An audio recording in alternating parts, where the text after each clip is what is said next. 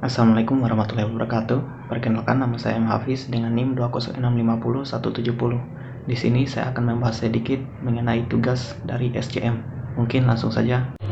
Pertama yaitu strategi supply chain, bisa didefinisikan sebagai kumpulan kegiatan atau aksi strategis di sepanjang supply chain yang menciptakan rekonsiliasi antara apa yang dibutuhkan pelanggan akhir dengan kemampuan sumber daya yang ada pada supply chain tersebut. Kemudian manfaatnya berupa penurunan biaya, peningkatan layanan, dan peningkatan daya saing. Tujuan strategis supply chain secara umum dapat meningkatkan efisiensi, efektivitas, daya saing perusahaan. Tujuan-tujuan ini dapat dicapai dengan mengoptimalkan aliran barang, informasi, dan layanan di sepanjang supply chain. Berikutnya yaitu perancangan produk baru dalam perspektif supply chain management. Perancangan produk baru atau new product development adalah proses penciptakan produk baru atau meningkatkan produk yang sudah ada. Proses ini melibatkan berbagai fungsi dalam perusahaan, mulai dari pemasaran, pengembangan produk, produksi, hingga logistik, dengan tujuan meningkatkan kepuasan pelanggan, mengurangi biaya produksi, meningkatkan kelancaran dengan melalui tahapan-tahapan ide, analisis, pengembangan, dan komersialisasi. Berikutnya yaitu konfigurasi jaringan supply chain. Konfigurasi jaringan supply chain yaitu proses penentuan jumlah dan lokasi fasilitas produksi, gudang, dan fasilitas lainnya dalam suatu supply chain. Faktor yang mempengaruhi konfigurasi jaringan supply chain yaitu pertama, karakteristik produk, permintaan pasar, biaya, dan kebijakan perusahaan. Selanjutnya, pengelolaan permintaan dan perancangan produksi. Pengelolaan permintaan dan perancangan produksi yaitu dua aspek yang penting dalam manajemen produksi. Kedua proses ini saling terkait dan saling mempengaruhi.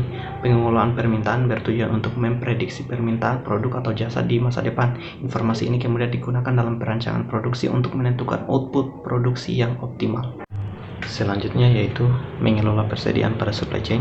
Persediaan adalah aset yang dimiliki perusahaan dalam bentuk bahan baku, barang dalam proses, barang jadi, atau barang yang sudah siap dijual. Tujuan menjaga kelancaran operasi perusahaan, menghindari kehabisan persediaan, menjaga kualitas persediaan, mengurangi biaya persediaan.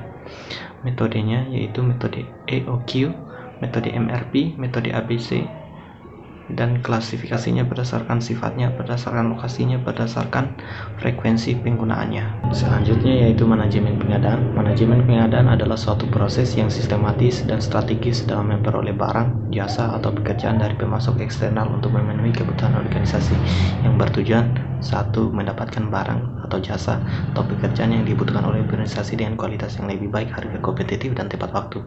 2. Meningkatkan efisiensi dan aktivitas proses pengadaan. 3. Mengurangi biaya pengadaan. 4. Mengurangi risiko pengadaan. Dan 5. Membangun hubungan yang baik dengan pemasok.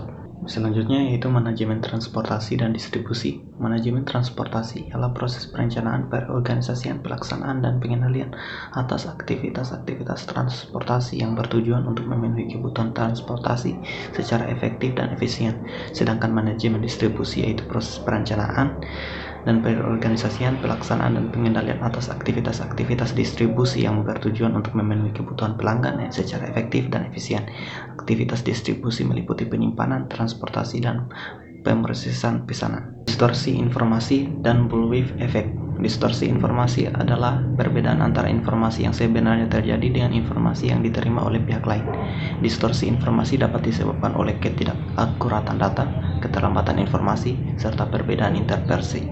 Bullwhip effect adalah fenomena meningkatkan variasi permintaan dari downstream ke upstream dalam rantai pasokan. Hal ini terjadi karena adanya distorsi informasi seperti yang telah dijelaskan sebelumnya. Efeknya berupa peningkatan biaya, penurunan kepuasan pelanggan, penurunan efisiensi rantai pasokan. Berikutnya yaitu pengukuran kinerja supply chain. Pengukuran kinerja supply chain atau SCM adalah proses pengumpulan data atau informasi untuk menilai kinerja rantai pasok suatu perusahaan. Pengukuran kinerja SCM bertujuan untuk memahami kondisi rantai pasok, mengidentifikasi area-area yang perlu ditingkatkan, dan mengambil tindakan perbaikan. Indikator pengukuran kinerja supply chain berupa: pertama, kinerja keuangan; kedua, kinerja pelanggan; kinerja proses bisnis internal; dan kinerja pertumbuhan dan pembelajaran. Dan selanjutnya yaitu mengelola rantai pasok global. Rantai pasok global ialah jaringan organisasi, orang, dan kegiatan yang terlibat dalam penciptaan dan pengiriman produk dan layanan dari sumber bahan baku hingga ke tangan konsumen akhir. Tantangan yang dihadapi oleh perusahaan biasanya yaitu kompleksitas, ketidakpastian, biaya yang tinggi, strategis mengelola rantai pasok global yaitu perencanaan, kerjasama, dan teknologi. Itulah tadi sedikit paparan dari saya. Mungkin Sekian dan terima kasih.